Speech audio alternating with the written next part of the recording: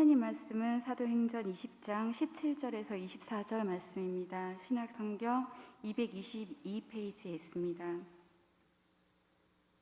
바울이 밀레도에서 사람을 에베소로 보내어 교회 장로들을 청하니 오매 그들에게 말하되 아시아에 들어온 첫날부터 지금까지 내가 항상 여러분 가운데서 어떻게 행하였는지를 여러분도 아는 바니 곧 모든 겸손과 눈물이며 유대인의 관계로 말미암아 당한 시험을 참고 주를 섬긴 것과 유익한 것은 무엇이든지 공중 앞에서나 각 집에서나 거리낌 없이 여러분에게 전하여 가르치고 유대인과 헬레인에게 하나님께 대한 회개와 우리 주 예수 그리스도께 대한 믿음을 증언한 것이라.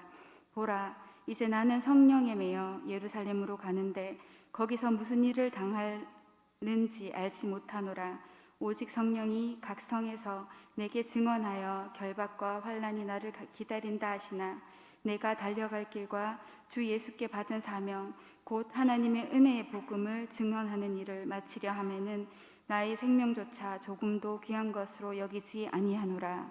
아멘.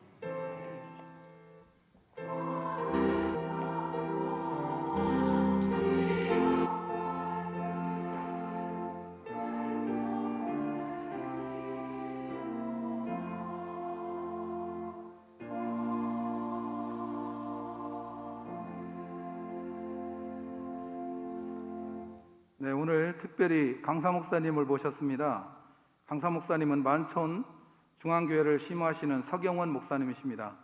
오늘 사명의 길을 걸어간다는 것이라는 제목으로 말씀을 전해주실 때 많은 은혜 받으시기 바랍니다. 나오실 때 할렐루야로 환영하겠습니다. 할렐루야. 네, 마스크를 벗어도 괜찮은 자리입니까?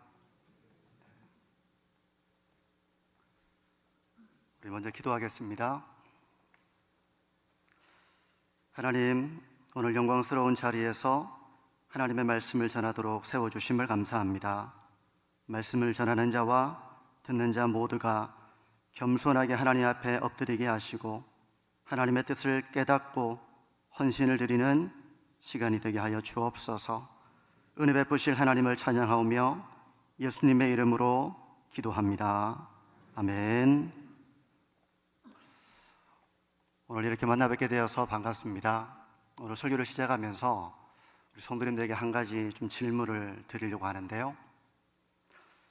성도 여러분, 과연 사명의 길을 걸어간다는 것은 어떤 일일까요? 저는 사명의 길을 걸어간다고 했을 때 그 길에 대해서 참 많이 오해했던 것 같습니다. 제가 처음 신학교를 들어갈 때가 생각나는데요. 제가 신학교를 들어가면서 마음속으로 생각했던 것은 이제는 내 인생의 방황이 끝나는구나. 정말 나는 이제 행복하게 복되게 살아가겠구나. 좀 단순하게 이런 생각을 가졌더랬습니다. 그도 그럴 것이 신학교는 어떤 곳입니까? 매일 기도하는 자리잖아요. 또 하나님의 말씀을 연구하고 묵상하며 또 성자 같은 신학생들과 함께 매일 생활할 것을 생각하니까 제 마음 가운데 그런 기대와 설렘이 있었던 것입니다. 다시는 죄를 짓는 일이 없을 것 같았습니다. 누군가를 미워할 일도 없고 또 낙심에 빠지는 일도 없을 것 같았죠. 그리고 교회를 섬기는 일은 생각만 해도 참 기대에 사로잡히게 했습니다. 저는 그런 기대를 가지고 신학교로 들어가게 되었습니다. 그런데 사명의 현장은 내가 생각하고 제가 기대하던 것과는 많이 달랐던 것 같아요. 신학교 생활은 마치 저는 날마다 은혜 가운데 생활하게 될 것을 기대했지만 참 저에게는 고된 생활이었습니다. 마치 기계가 아무런 생각이 없이 공정에 참여하는 것처럼 저는 책을 읽어냈고 책과 관련된 그런 많은 연구 자료들을 또 글로 쓰기도 해야 됐습니다. 일주일에 한두 번은 밤을 새면서 마치 제가 공부하는 기계가 된 것처럼 그렇게 신학교 생활을 하게 되었습니다. 그러면서 종종 피곤하기도 하고 지치기도 하고 종종 메말라가는 저의 모습을 볼 때도 있었고요.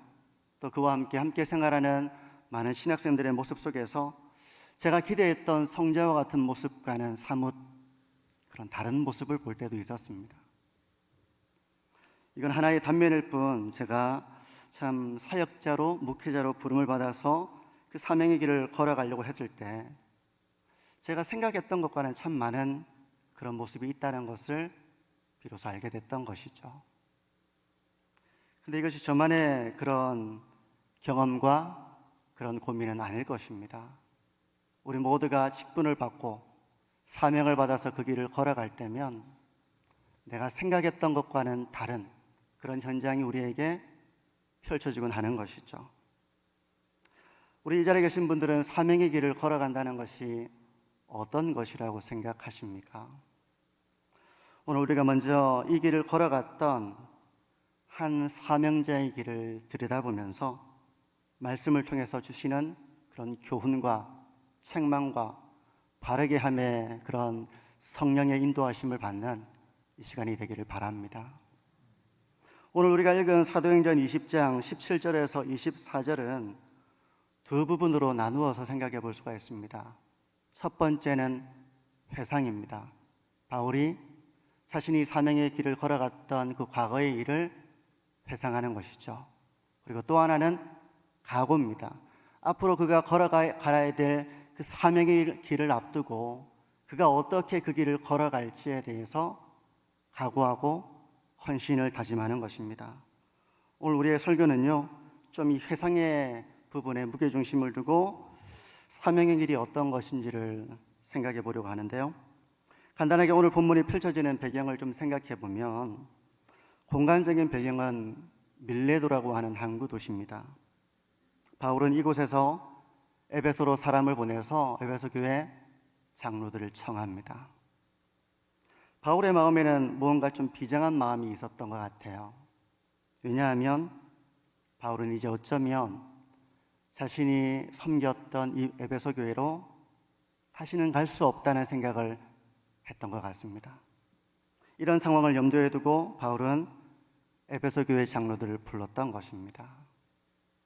이제 그 현장을 우리가 좀 들여다보려고 하는데요, 17절에서 19절을 한번 다시 보시면 좋겠습니다. 제가 읽어드립니다.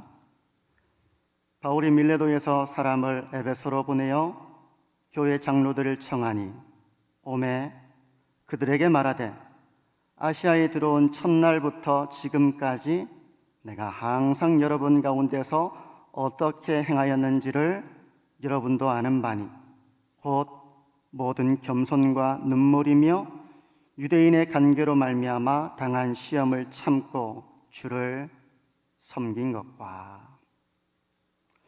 바울의 해고입니다. 에베소 장로들을 앞에 두고 자신의 지난 날을 돌아보는 거예요. 그것은 바로 모든 겸손과 눈물과 그리고 시험을 참으면서 주님을 섬겼던 일에 대한 거였습니다. 이런 사실을 다시 회상하는 이유는 뭘까요? 에베소 장로들을 밀레도로 불러가지고 이 얘기를 하는 이유가 어디에 있겠습니까? 그건 바로 그들 역시 이렇게 사명의 길을 걸어가기를 바라는 그런 사도의 마음에서 이런 얘기를 했던 것이었을 것입니다. 이제 우리는 이런 바울의 모습을 하나씩 조금 묵상해 보려고 하는데요, 우리가 사명의 길을 어떻게 걸어가야 할지 말씀 속에서 우리의 모습을 말씀의 거울에 비추어 보는 시간이 되면 좋겠습니다. 먼저 바울은 그의 사역을 뒤돌아볼 때 모든 겸손으로 일해 왔노라 그렇게 고백을 합니다. 여러분, 겸손이 무엇입니까? 어떤 사람들은 겸손에 대해서 생각할 때 저는 능력이 부족합니다 이렇게 말하는 것을 겸손이라고 생각하는 사람들이 있습니다. 또 어떤 사람들은 남들보다 더 낮은 자세를 취하는 것이 겸손이라고 생각하기도 합니다. 이렇게 본다면 겸손이란 무능력함과 비굴함과 잘 구분이 되지 않는 그런 모습 같아요.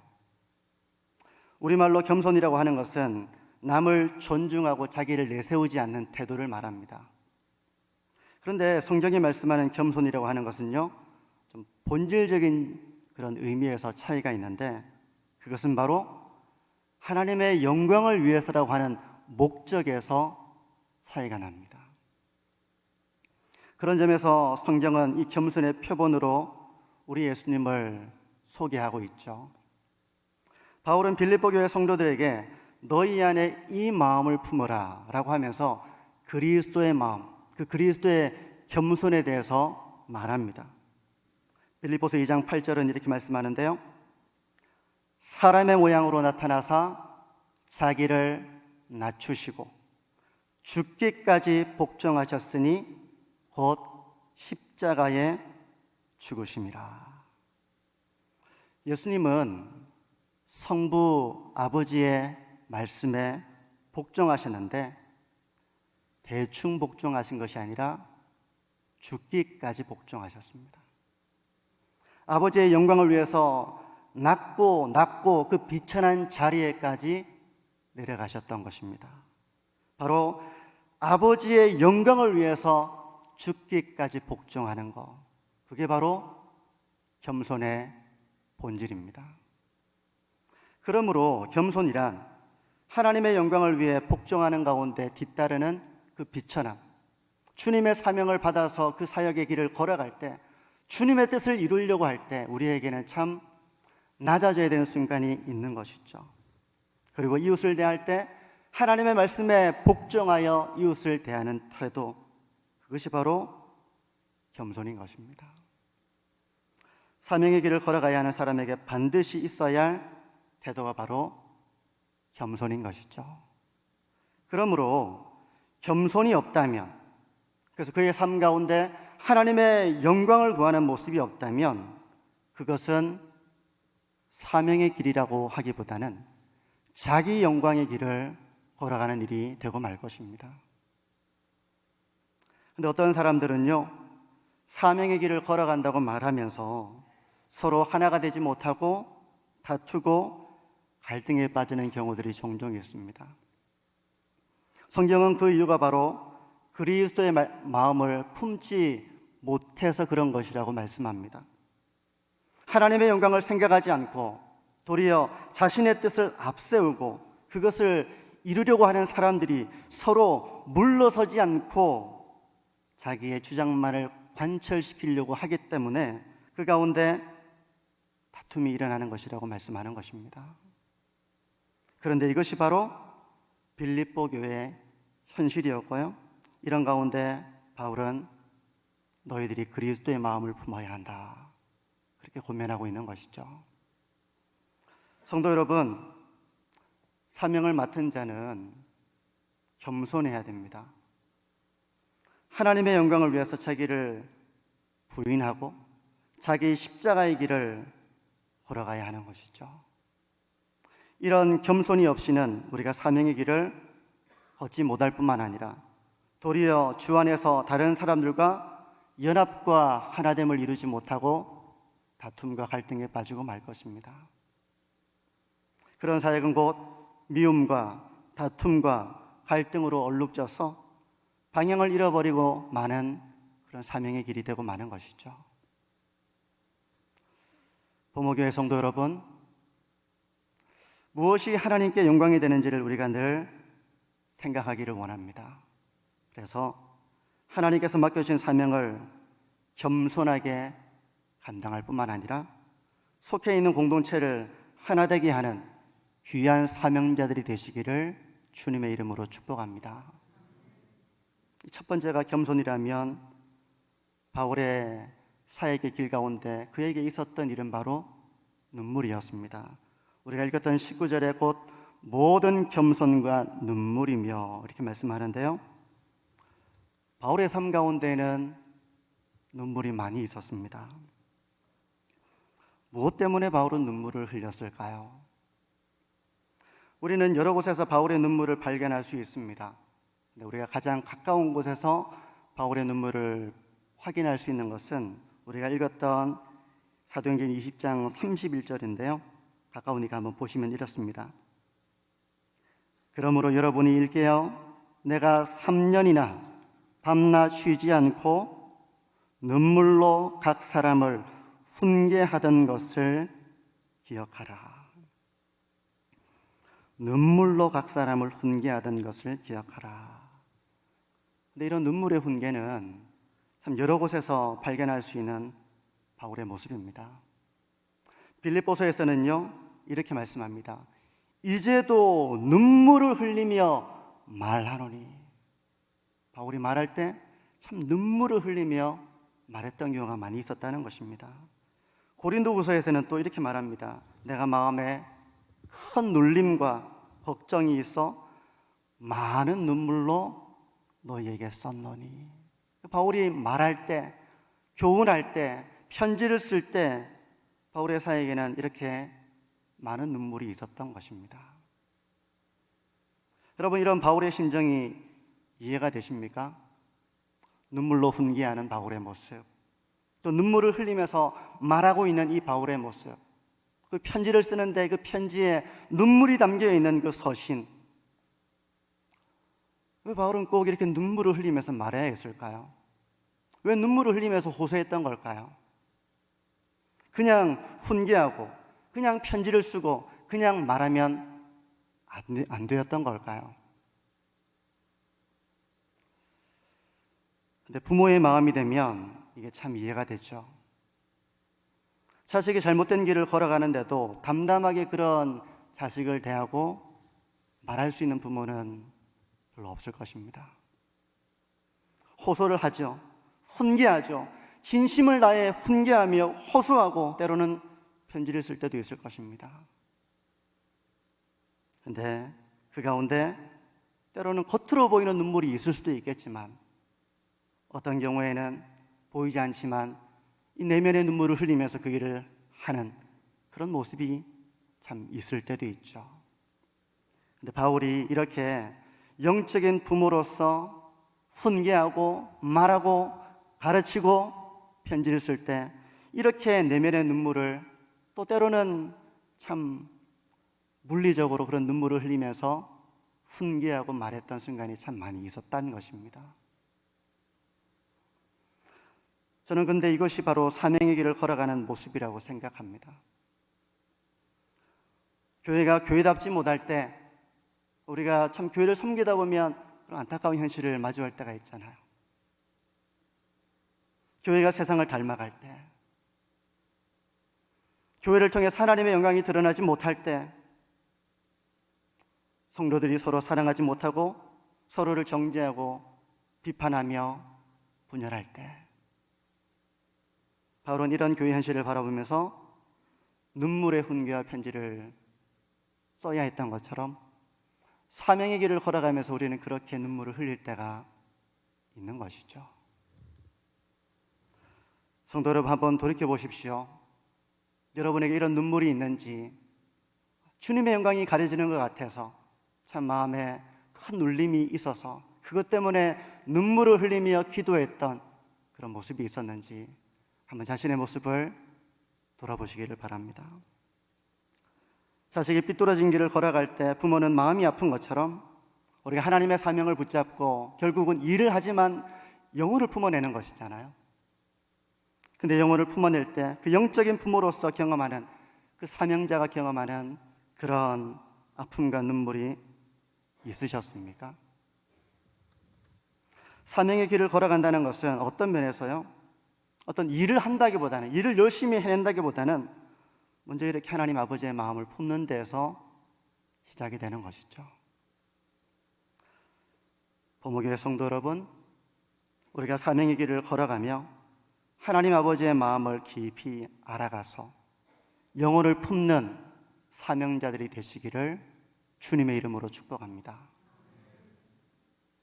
바울은 겸손과 눈물로 사명의 길을 걸어갔을 뿐만 아니라 또 많은 경우 시험을 참아내야 했던 순간도 참 많았습니다. 여기서 시험을 참았다는 것은 쉽게 이해한다면 시련을 견뎌낸다는 것입니다. 그런데 이 말 속에는요, 좀 깊은 의미가 숨겨져 있다고 생각이 들어요.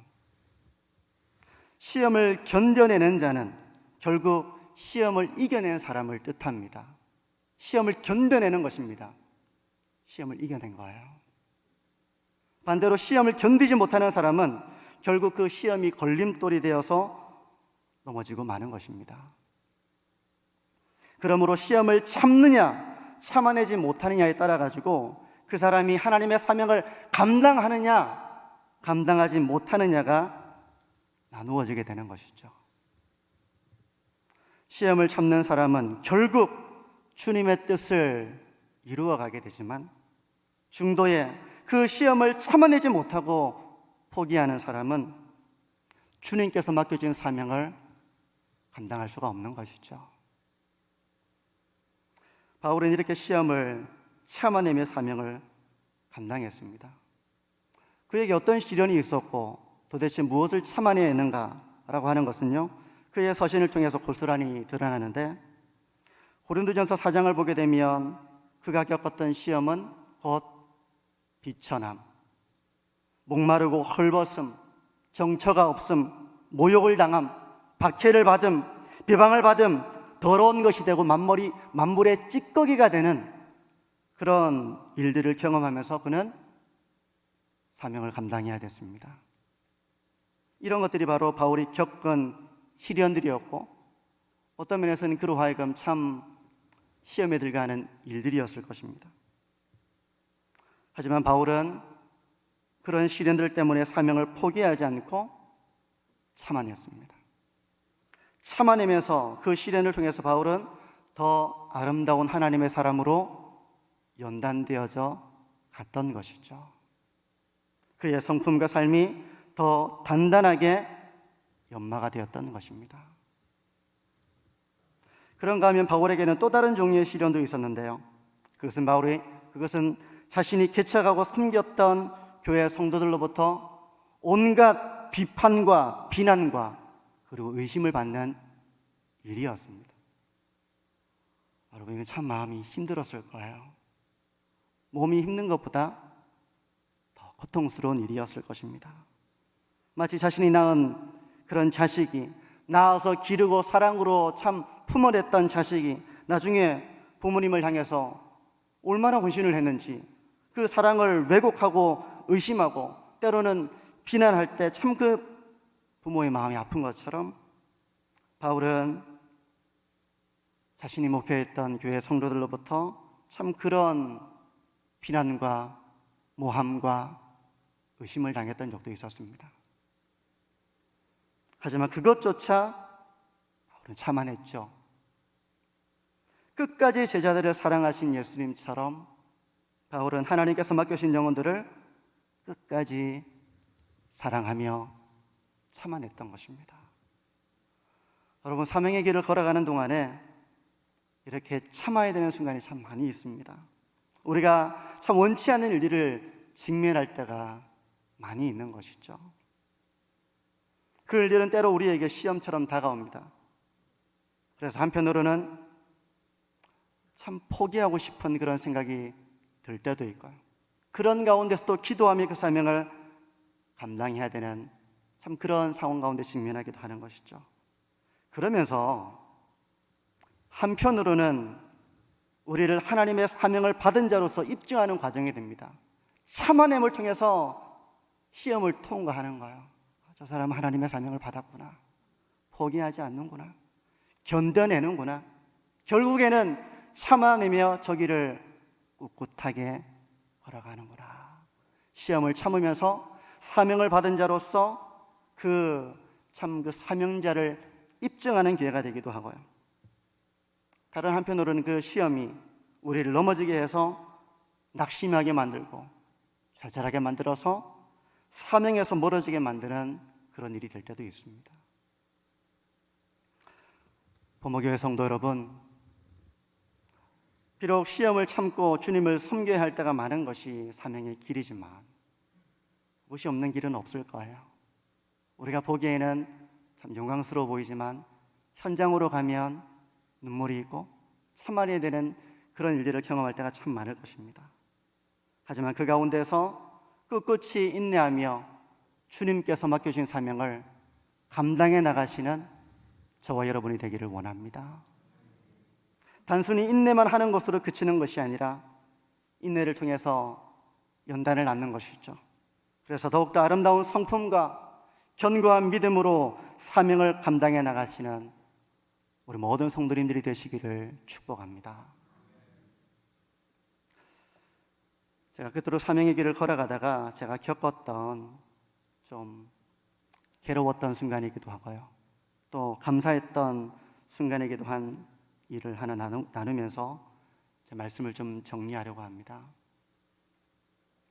10년도 더 된 일인데요, 제가 청년부를 담당할 때였습니다. 근데 청년부 안에는 자신과 맞지 않는 그런 청년이 있으면 그 청년을 따돌리고 그러면서 청년부의 하나됨을 심각하게 깨트리는 한 자매가 있었습니다. 참 마음이 아팠어요. 상황을 두고 보고 있다가 이제 더 이상 내가 묵과해서는 안 되겠구나, 그 생각이 들어서 하루 그 자매를 불러내게 되었습니다. 온유한 심령으로 바로잡으라는 그 말씀을 기억하면서 제가 참 그런 각오를 가지고 불러냈지만 저의 의도는 완전히 어긋나고 말았고 제가 생각하지 못했던 그런 일이 일어나게 되었습니다. 그날 대화에서 저는 거의 들어야 되는 상황이 되었고요, 그 이야기는 온통 자신에 대한 정당성, 그런 정당함을 인정해주지 않는 사역자에 대한 서운함과 원망, 그러면서 왜 이렇게 하지 않았습니까? 왜 이렇게 하지 않습니까? 마치 어른이 아랫사람을 훈계하고 책망하는 것처럼 그렇게 이야기를 제가 듣게 된 거예요. 제가 목사 안수를 받기 한 두세 달 전이었던 일인 것 같습니다. 저는 몹시 난처하기도 하고 몹시 분하기도 하고, 이야기를 해서 알아듣겠구나 싶으면 그런 게 아니야, 너 이렇게 예의가 없어서 되겠니? 너가 했던 일이 어떤 일이었는지 너 모르는 거니? 이렇게 제가 이야기를 했겠지만 그런 상황이 되지 못했던 것입니다. 그래서 그날 그렇게 참 실망하고 제가 신방을 마치고 교회로 돌아오게 되었습니다. 저녁 늦게까지 일을 마무리하고 이제 집으로 돌아와서 씻고 잠을 자려고 누웠는데 저의 겉모습은 멀쩡했지만 아내가 보는 저의 모습은 멀쩡했습니다. 뭐 다른 게 없어요. 제 내면에는 분노가 막 올라오고 있는 거예요. 너무 화가 나는 것입니다. 자려고 하는데 이 괴로움을 잊고 빨리 잠이 들고 싶은데 잠이 오지가 않는 거예요. 도저히 잠을 이루지 못하겠다는 생각이 들어서 제가 방을 나와서 작은 방으로 들어갔습니다. 그리고는 기도가 될 리가 없죠. 기도를 시작했습니다. 그 기도는 저의 상한 감정과 저의 분노를 고스란히 뿜어내는 그런 기도였습니다. 하나님, 어떻게 이런 일이 일어날 수가 있죠? 저는 메마른 심령이 되어서 제 사역의 고단함과 원망과 이런 것들을 토해내면서 기도를 드렸습니다. 그렇게 한참 참 기도가 되는 둥 마는 둥 그 자리에 앉아 있는데 잠이 오지 않으니까요. 근데 어느 순간 주님께서 저에게 마음에 이렇게 말씀하시는 것 같았습니다. 그 자매 때문에 괴롭니? 근데 너도 그 자매와 같았어. 그런 마음의 감동이 오는 거예요. 하나님, 저는 그 자매와 다릅니다. 이렇게 저는 생각하면서 참 너무 못마땅하고 하나님 앞에 참 원망의 기도를 했는데 하나님께서 너도 그럴 때가 있었지. 너도 그렇게 고집이 많았지. 너도 참 완악했지. 그렇게 말씀하시는 것입니다. 근데 그런 짧은 한마디의 어떤 감동 가운데서 하나님께서 그런 나를 사랑하셨구나, 그런 마음이 들었습니다. 그러면서 이런 마음의 감동이 들었어요. 내가 너를 사랑한 것처럼 네가 그 청년을 품어주면 안 되겠니? 이런 주님의 참 마음이 제가 느껴지는 밤이었습니다. 그 전까지는 기도할 때 제가 메마른 심령이 돼가지고 눈빛은 사납기가 그지없고 마음에는 전혀 참 제가 정말 눈물 한 방울 날 그런 마음이 아니었는데요. 제가 그런 주님께서 감동을 주시는 마음 때문에 그 자리에서 제가 눈물을 터뜨리고 말았습니다. 금세 분노와 원망의 기도는 참 제 기도를 변화시켰습니다. 그래서 대부분의 기도는요, 회개 기도를 드렸습니다. 하나님, 제가 참 부족합니다. 제가 참 연약합니다. 그런 기도를 드리면서 또 하나의 기도는 하나님, 제가 그 자매를 사랑으로 품겠습니다. 그런 헌신의 기도를 드리게 되었습니다. 저는 품기가 너무 싫었거든요. 너무 분노가 돼서 하나님, 저는 참 못하겠습니다. 그런 마음이었는데 그 저녁에 하나님, 제가 품을게요. 그런 기도로 저를 변화시켜 주셨던 것입니다. 그리고 주일을 맞이했어요. 그 자매는 방송실에서 봉사를 했기 때문에 방송실로 가려면 2층 본당을 지나가지고 3층으로 올라가야 되는데 저는 본당 2층에서 안 내려서며 이제 인사를 하고 있었는데요. 그 자매를 반드시 만나야 되는 상황이 되었습니다. 제가 그 자매를 보자마자 제가 환한 얼굴로 그 자매의 이름을 부르면서 저도 모르게 맞이해주고 있었던 거예요. 그날 이후로 그 자매는 한 번도 저에게 예의가 없거나 맞서거나 비난하거나 그렇게 하지 않고 참 많이 변화되어 가는 모습을 제가 보게 되어서 참 감사했던 기억으로 지금도 남아 있습니다. 저는 설교를 마무리하면서 겸손히 행하십시다. 우리가 눈물을 흘리면서 영혼을 품어냅시다. 시험을 참으면서 그 길을 걸어갑시다. 이렇게 말하기보다는 오히려 참 이런 권면을 드리고 싶습니다. 성도 여러분, 날마다 하나님의 은혜를 구하면서 그 은혜와 능력으로 사명의 길을 걸어가기를 바랍니다. 은혜가 없으면 우리가 겸손하게 하려고 해도 그게 안 되잖아요. 은혜가 없으면 눈물을 흘리면서 영혼을 품어낼 수가 없잖아요. 우리는 그게 안 되잖아요. 은혜가 없으면 시련과 시험 가운데서 우리는 견딜 힘이 없는 것입니다. 그러므로 날마다 하나님의 은혜를 우리가 참 맛보아서 주님께서 맡겨주신 사명을 감당해 나갈 때 하나님의 영광을 위해서 겸손하게 엎드리고 눈물로 영혼을 품어내면서 숱한 어려움과 시련이 있지만 포기하지 않고 꿋꿋하게 인내하면서 도리어 그런 시련을 통해서 하나님의 사랑으로 더 아름답게 변해가시는 우리 사회복지위원회 모든 봉사자들과 우리 보목의 모든 직분자들과 성도님들이 되시기를 주님의 이름으로 축복합니다. 기도하겠습니다. 하나님, 주신 말씀처럼 사명의 길을 걸어가는 동안 낮아지기도 하고 비천함에 빠지기도 하며 때로는 눈물이 있고 시험도 있지만 이 자리에 있는 모든 성도들이 한 사람도 낙심하거나 좌절하지 않도록 하나님 인도하여 주시고 도리어 하나님의 은혜로 넉넉히 사명의 길을 걸어가며 승리하는 삶이 되도록 하나님 인도하여 주옵소서. 언제나 합력하여 선으로 인도하실 하나님을 찬양하오며 예수님의 이름으로 기도합니다. 아멘.